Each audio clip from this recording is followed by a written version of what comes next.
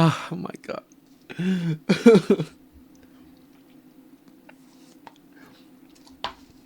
Oh my god, bro. That shit is terrible. Never again. This never again. Oh my god, bro. That is horrific. I'm never doing that again. But fucking Barca. Look what you made me go through, man. I suffered for a good 45 minutes because that second half, oh my god. And then you made me suffer another, how long has it been? Another 20 minutes. A pain. Barca. I put my life on the line for you guys, and this is what you do to me. This is how you repay me. But yes, ladies and gentlemen, fucking hell. You might be seeing me. This is like, I'm...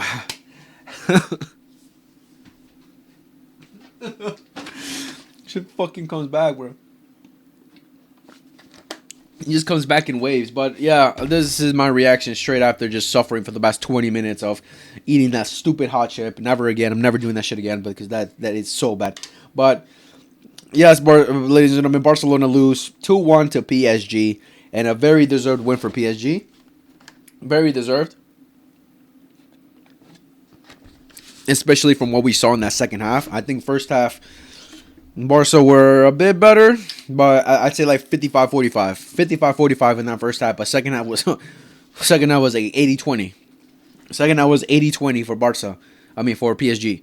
We had like a good span of 10 minutes, not even. Yeah, I'd say 10 minutes where we were actually trying to attack and try to get a goal, but besides that, oh my god. That second half was atrocious. I literally said it on my stream. They're going to score a second. They're going to score another one. Like I was already certain they were because how easily they were breaking us down. And the main thing, which we'll get into, is the press, bro. That press was disgusting. But this is the lineup that both teams had gone up with for PSG. Chevalier, whatever his name is. Backline of Hakimi, Zabarni, Pacho, Nuno Mendes, Vitinha, Fabian Ruiz, and Zay Emery in the midfield. And by Mayulu and Barcola. God damn, up top. But yeah, from the lineups that I predicted, I got 3 wrong. I thought Kang In Lee was gonna start, and I thought what's his name? Oh god. And I thought Gonzalo Ramos was gonna start. And João Neves. João Neves was actually part of the original 11, but I'm guessing he picked up something during warm-ups, whatever the case may be, and Zay Emery came in for him. For Barcelona, Szczesny in goal, Jules Koundé, backline of Jules Koundé, Eric Garcia, Cubarsí, and Gerard Martin, midfield of Pedri, Dani Olmo, Frankie de Jong, and up top, Marcus Rashford, Lamine Yamal, and Ferran El Tiburón Torres. So from that lineup, I got 2 things wrong. Again, I think Balde was kind of a reach for me to say that he was going to start this game. I just didn't know if he was fully ready yet. But I wanted him to start, and I thought Araujo was going to start for this game, but Eric Garcia starts this game. Okay, cool. Let's talk about the standouts. For me, the main standouts for us, the best players for us, was Eric Garcia, Pedri. I want to say Lamine. But Lamine had moments. But throughout a whole 90, not really.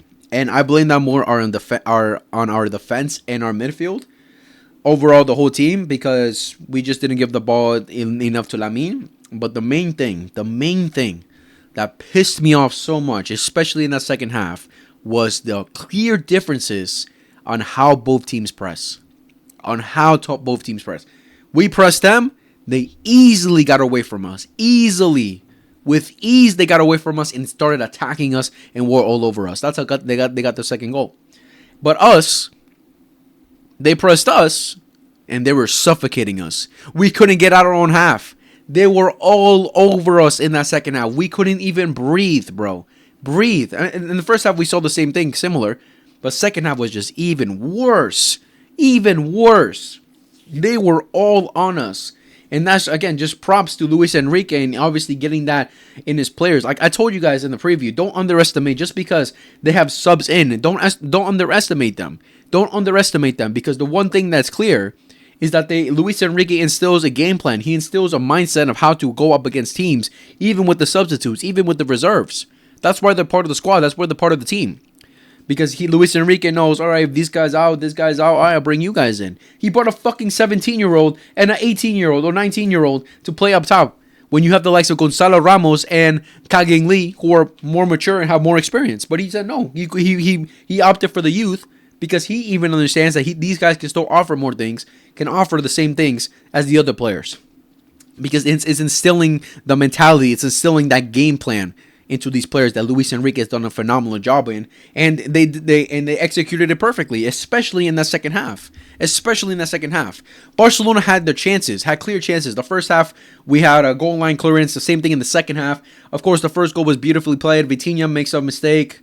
We recover the ball. Pedri passes it to Marcus Rashford, and Marcus Rashford with a great one-time pass to Ferran Torres, and he slides it in.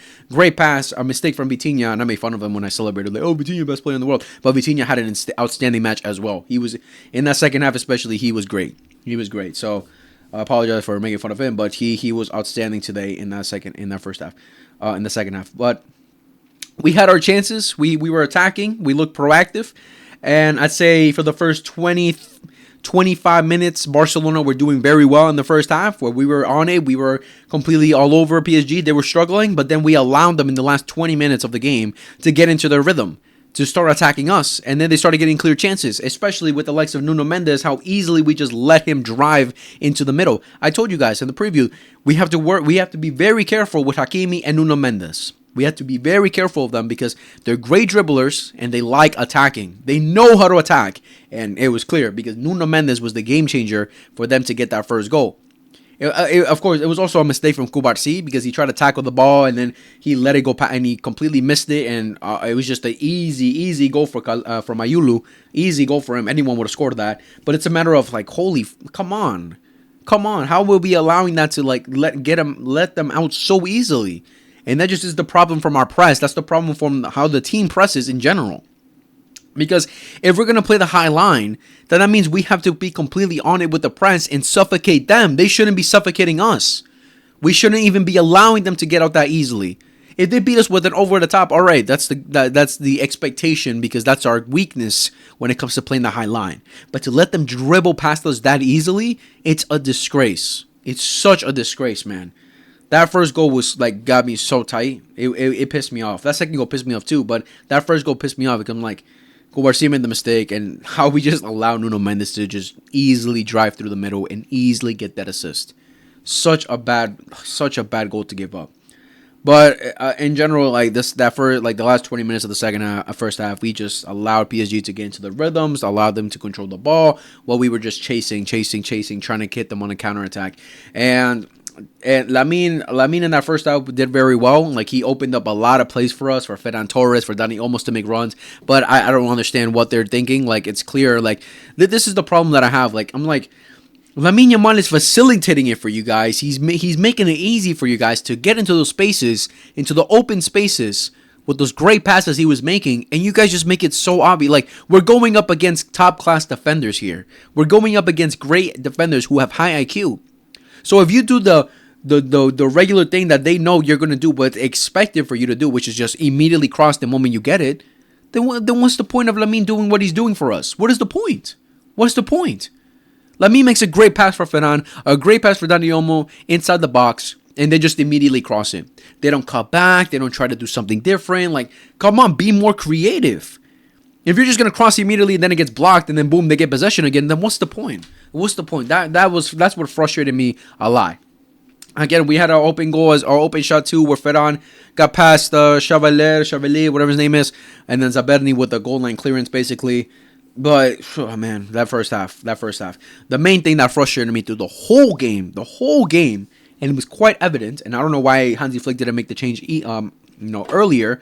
For me, I was questioning throughout the game, okay, is he fully fit? And that's the likes of Alejandro Balde coming in earlier. Because this left-hand side over here, guys, this right here was useless for us today. Useless. Gerard Martin, I'd say he had a mid-game. I don't think he was terrible, but he was nowhere near outstanding either. And going forward, he was basically useless. I remember this one play where he actually got through, and Hakimi easily bullied him off the ball. You think Alejandro Balde is doing that? And it wasn't even because he just bullied him off the ball. It's because Gerard Martin couldn't even control the ball. He couldn't even dribble with it. Like, it's so clear the differences, and Flick should have noticed this because we were attacking them, and when we hit them, we need someone, boom, who can zoom and fucking talk. And Martin isn't that guy.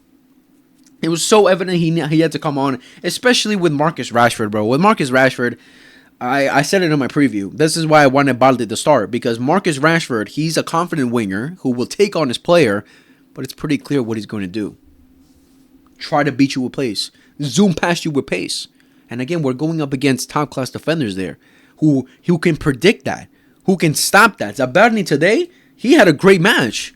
He shut down Marcus Rashford when he went one-on-one. Marcus Rashford went past like once. Where that one pissed me off too. But that one play Marcus Rashford went through, he crosses it into the middle, and Dani Olmo and Ferran Torres, and I blame Dani Olmo more for this, they make the same exact run, and they basically run into each other in this area right here. This area right here inside the goalkeeper's box. I'm like, what are you? Dani Olmo, you're supposed to stay back, and Ferran makes the run because he's the striker, but they both run into the same area. We get the corner kick. I don't care. It's a matter of, come on. Like, come on. These two today, Dani Olmo and Ferran, bad game from them. Ferran gets the goal, but besides that, really didn't offer much. He would drop deep, collect sometimes, but nah. Zabarni and Pacho bullied him off the ball easily. And I'm not going to sit here and say that Lewandowski would have done better, because I honestly think he would have got bullied off the ball as well. And when he came on, he did nothing.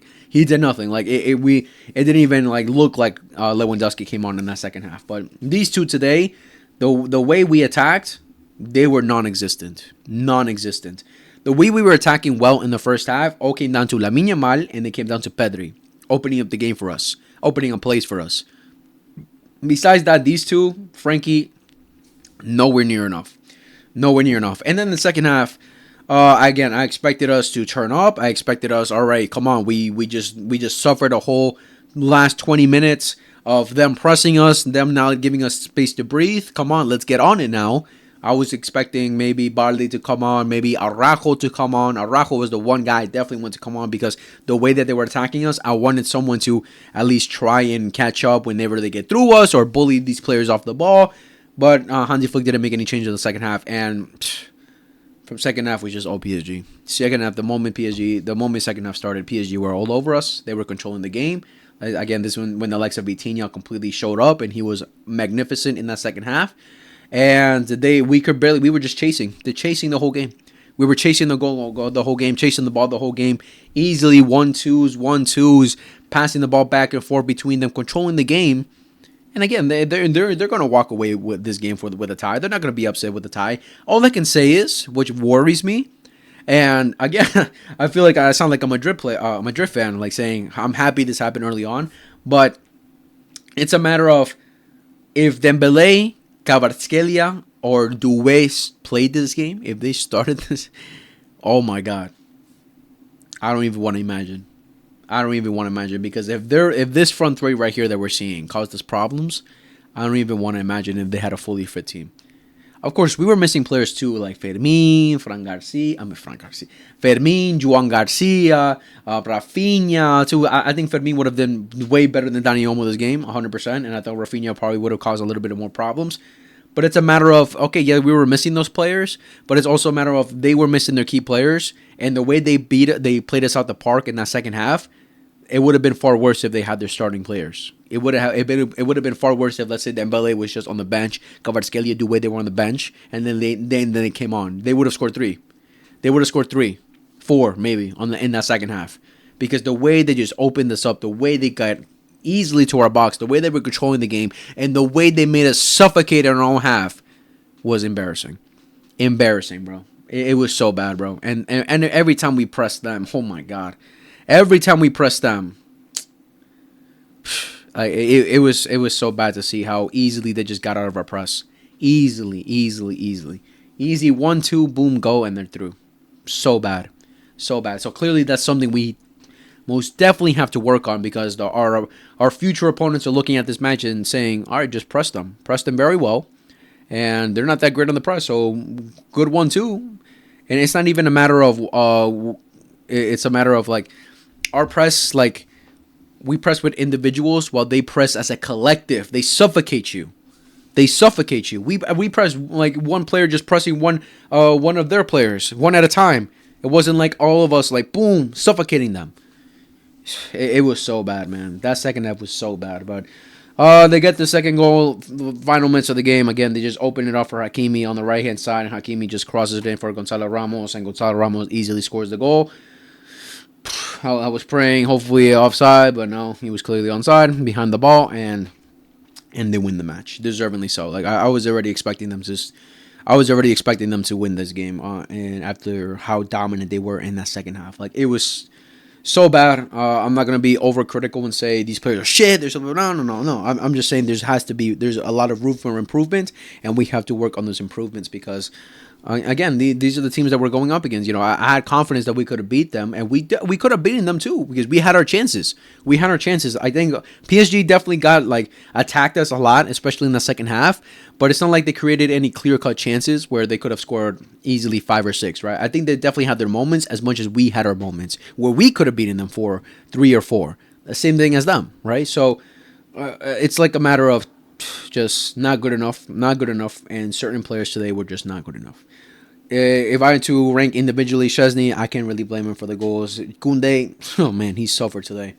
He suffered today. Not good enough. Going forward, again, it's just a matter of they were pressing us so well. He had little to no involvement going forward, and defensively, he got beaten a lot. Now on to the center back pairings, Eddie Garcia and Cubarsí. Eddie Garcia definitely had a better game than Cubarsí. Eddie Garcia, I thought he was very solid, made some great recoveries. I judged him before the game. I was like, why is he starting? But he actually put up a great performance. Cubarsí, man. Again, what Cubarsí offers us is playing from the back, his great passing, but the way that PSG pressed us, the way that they man-marked us, they made it very difficult. So he really couldn't do much, and that mistake he had for the first goal was, man, it was bad. Martin, like I said, not good enough either. That's terrible. But not good either. Especially going forward, he offers nothing. Defensively, a bit solid. Made some great defensive work at times, but just not enough. Nowhere near enough. Frankie de Jong, he got his yellow card because Nuno Mendes drove past us once and he had to bring him down, which was a pretty bad foul. And that second time he drove at us, Frankie was in front of him, but he couldn't do it. He couldn't do anything. We couldn't risk getting a red card. But, again, it's the way they suffocated us. He had little involvement. Pedri, I thought, had a great game. I think mostly in the first half. I thought he had a great first half. Second half, again, the way that we just allowed PSG to control the game, not much he could really do. Rashford, he got the great assist, but just not enough. Not enough going forward. Dani Olmo, bad game. Little to no involvement. Lamine Yamal had a great first half. Second half, I had to say, he disappeared.